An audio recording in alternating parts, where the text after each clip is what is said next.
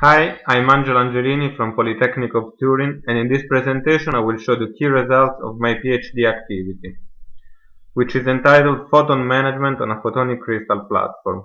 The work has been performed in collaboration between Politecnico di Torino and Nanofacility Piemonte at INRIM. The work is aimed at controlling the light propagation at the nanoscale by means of photonic nanostructures.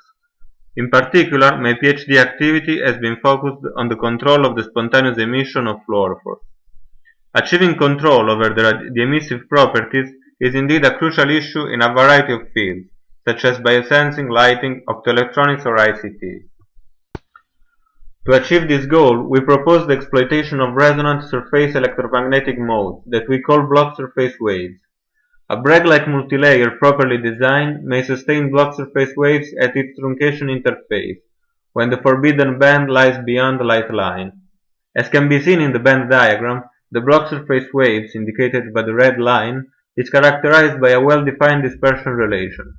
Because of its position in the diagram, Bloch surface wave is evanescent both in the superstrate and in the multilayer, and is therefore confined at the truncation interface.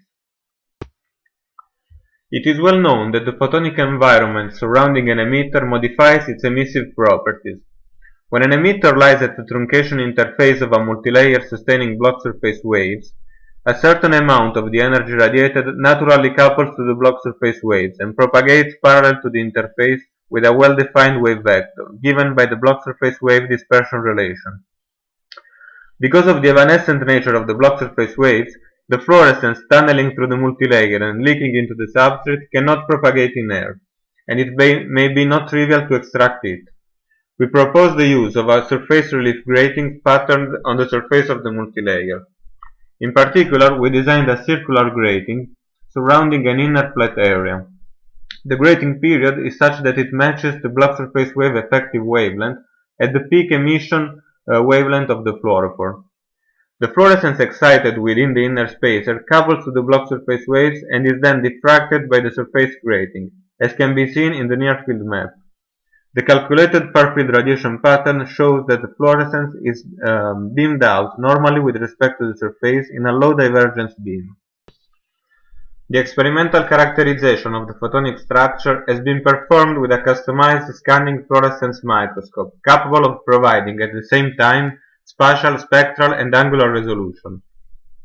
In the present case, we covered the multilayer surface with an homogeneous layer of fluorescent dye and excited fluorescence with a diffraction-limited laser spot scanning the surface. We collected only fluorescence propagating normally with respect to the surface, and the signal collected was sent to a spectrometer. By comparing the fluorescent signal collected from the inner spacer, black line in the spectrograph, with the fluorescence collected from outside the structure, green line in the spectrograph, we observe an enhancement factor of roughly 20 due to the beaming effect provided by the photonic structure.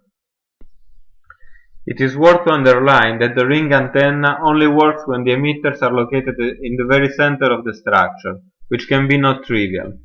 In order to apply the presented approach to a biosensing experiment, we modified the grating design and patterned the surface of the photonic crystal with an array of linear gratings.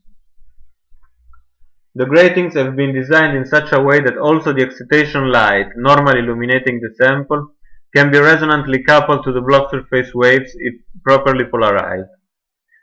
In this way, we can benefit of a resonant excitation and a directional beaming of fluorescence at the same time. For the present experiment, we functionalized the surface with cDNA and targeted them with fluorescent labeled Myrna probes.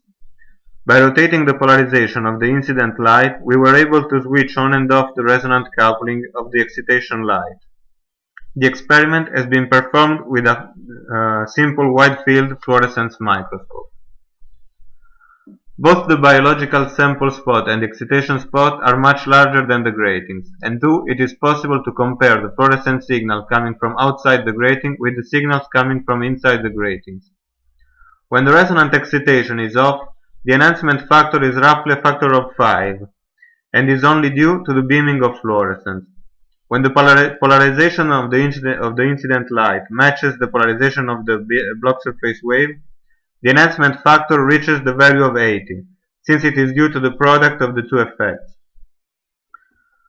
We performed the experiment with different concentration of Myrna, and we found that the limit of detection was reduced of about 2 orders of magnitude.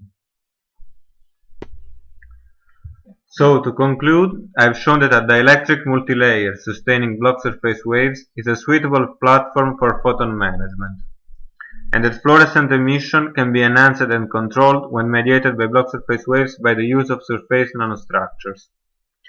The approach can be implemented in different biosensing experiments, and I have shown an example of them, while the ring antenna approach may be suitable for enhancing the performances of single photon emitters such as nanodiamonds containing nitrogen vacancy centers, and this work is still in progress.